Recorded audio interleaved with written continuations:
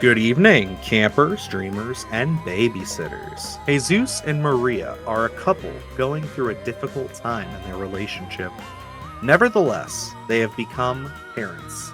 To shape their new life, they decide to buy a new coffee table, a decision that will change their existence. Yes, folks, this is our raw reaction review for The Coffee Table.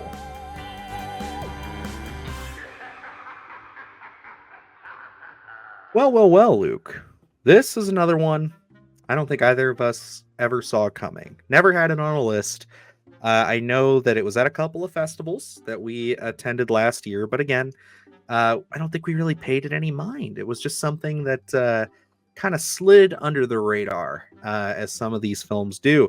But this one, I gotta say, really snuck back up with a bite once some people on social media, TikTok especially, and a few of our buddies on YouTube here, specifically Alex from Beyond the Void Horror Podcast, go check him out, uh, recommended it because, yeah, this movie is kind of taking the horror community by storm a little bit, just certain subsections of it, I would say, and really catching people off guard. So, obviously, we had to put our 2 cents in the pot. And yeah, Luke, tell me, what did you think going into The Coffee Table?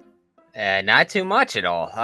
This one was completely off my radar. You kind of refreshed me saying this was part of, Fantastic Fest. Some of the options that we could have chose to watch, and to be honest, I don't remember it at all. And when Alex brought it up in our little chat that we do prior to our actual live streams, and touted this thing, was he still talks about it, and it got my intrigue because this just isn't a coffee table. This is the coffee table.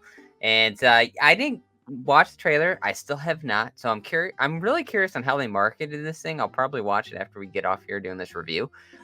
Because this is one, you read that synopsis, you can't really give anything away because there is an inciting incident in this film that changes the complete dynamic. It is something that really comes out of left field, and I think it could trigger some people, to be honest.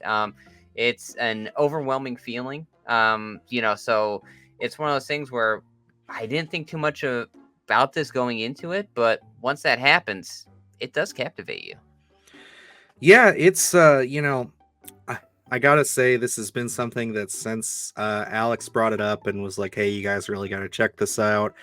The everything that I look about it, it's just shocking to people. It's absolutely just taking, again, the horror space by storm here, and people are just saying that it has this moment in it that is really just over the top insanity, and it is very unexpected and very gruesome, but not in like a gory sense, not in like a in your face It's not kind of Terrifier sense. 2.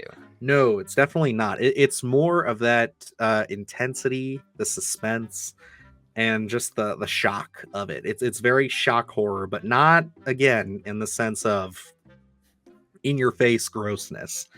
It is that inciting incident of just, did that just happen?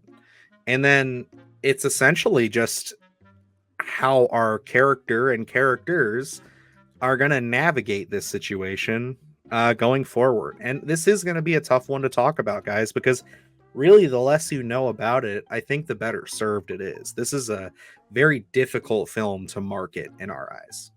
Yeah, it's something that is really unique because, it does go into some territory that I think people will be uncomfortable with, and it's something that it does force you to sit with. And I think that's the big thing with our lead here, Jesus, where this incident happens and then he just has to sit with it and go on throughout the day. And they kind of keep throwing in these different dynamics of, who you see in a day and just kind of going about like there is nothing wrong. And I think, that's really where the terror comes from, because as an audience where we already know the dynamic, and trying to, put yourself in those shoes in that situation and try to act normal. I think that's really where that tension and terror comes from. It's a different kind of tension than we're used to in a lot of horror films, because it really is, it's physical, but it's also really mental. So it kind of really melds the two.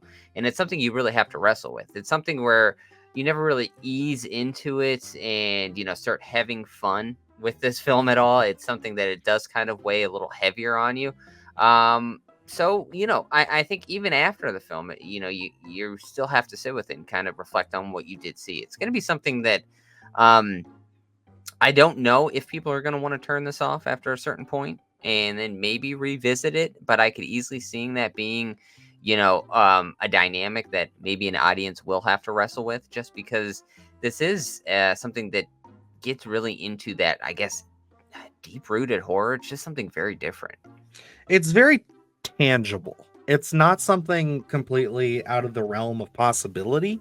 I think that's why it's so viscerally like shaking, because it's one of those things where it's like, yeah, I mean, it doesn't sugarcoat anything. It doesn't really hide it. It just says this is what's happened, and now watch these people deal with it. And I think one of the elements that I was really intrigued by and just found myself completely like absorbed in with this movie, because it's very engaging. It is very much one of those films that, you, if you're on board, you're on board, and you will find yourself, uncomfortably getting through this story just to see exactly what is going to happen once some information is revealed. Because it's like you're just waiting and waiting, and you're watching our character of Jesus try to navigate this, like Luke said, try to figure this thing out, try to just know what's the right decision to make here.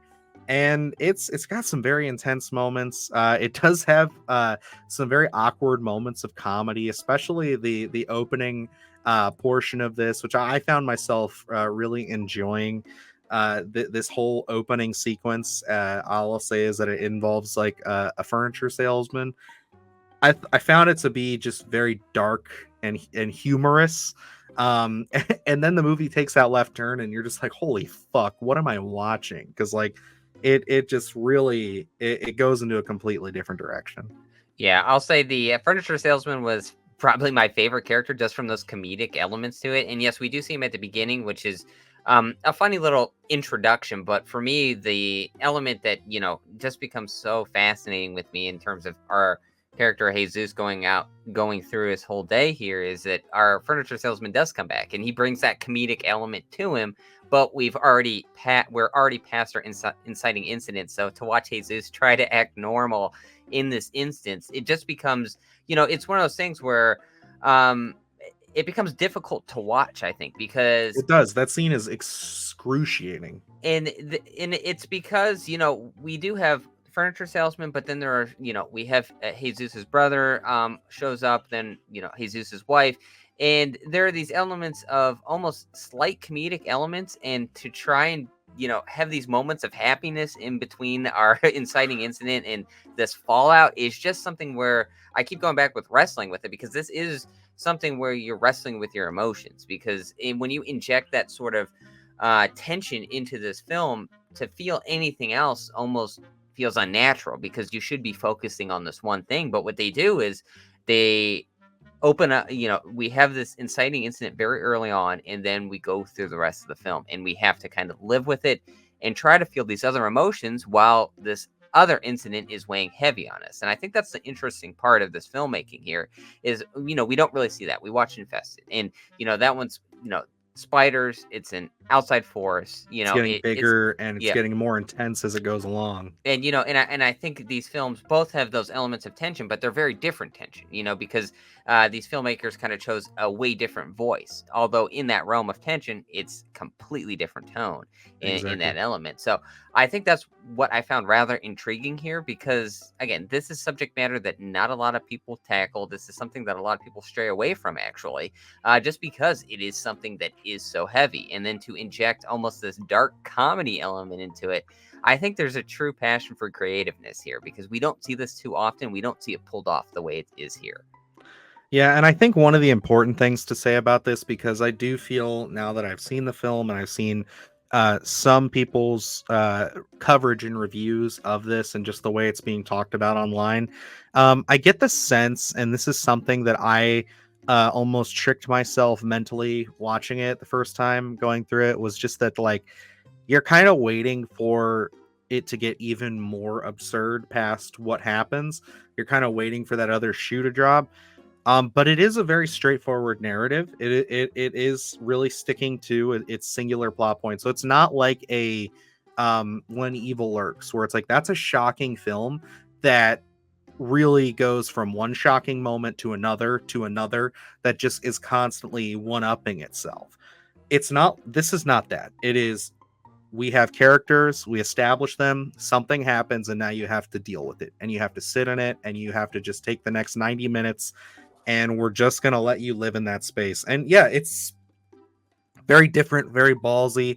It's very unique, and I agree with you, Luke. The dark comedy elements do make you wrestle with your emotions, because like at one moment you're kind of chuckling to yourself, and then you're reminded of just what's going on and what's under a chair, and it's just it is a tough film. It is a very tough film, but a film I'm glad that I watched. I will not be in my heart of hearts, because again, I'm going to say we are doing a spoiler review over on Alex's channel. Should be next week, because the film is not available to everybody just yet.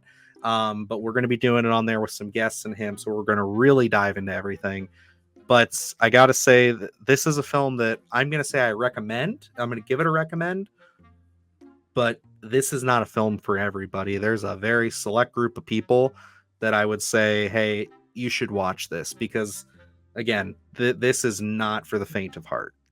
Yeah, I'm in agreement with you there. This is a recommend for me as well, with a side of proceed with caution, not because of quality, but Exactly. because it's something where you can't recommend this to every horror fan. There Mm-mm. are some out there that are gonna be uncomfortable with the subject matter, and that's not a indictment on your horror fanism. It's just something where the subject matter is really touchy. It's something that even if you're a horror fan, you may not be on board with it. And this is such a contained story where and it's not like being on a spaceship with an alien. This is something more so like you're in this story. They don't let you leave the situation. You stay in this situation and you have to sit with it. So I think that's really where the tension comes from, is sitting with this, not being able to leave this situation and go and visit another character. We stick with this one character in the situation that is laying heavy on his mind. So that's something where you may not find this that something you want to watch. This isn't something that you're going to turn on and passively watch. This Oh is yeah, something where you have to sit down.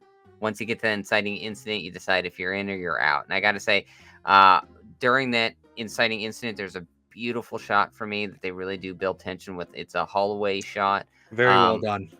And sometimes it's what you don't see is the most terrifying. So I think there is a lot of great filmmaking here. It's a very self-contained story. Uh, Strong recommend for me, but it is something that I would have difficulty recommending to every horror fan.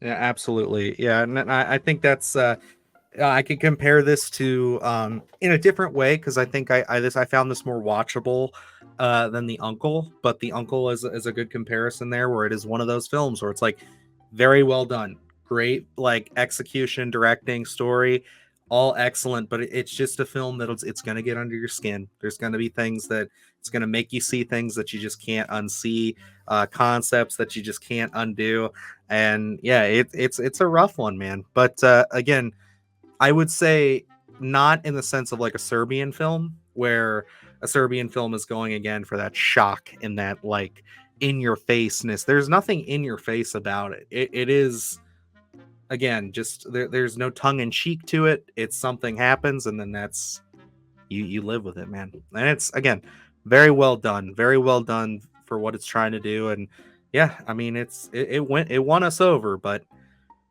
it's definitely one that is tough to It's a talk tough watch. about. It is. It's tough watch, tough to talk about. But like we said, we're going to be doing a spoiler review with Alex over on Beyond the Void Horror Podcast channel here in about a week. We'll definitely share it on the socials and the community tab once it goes live.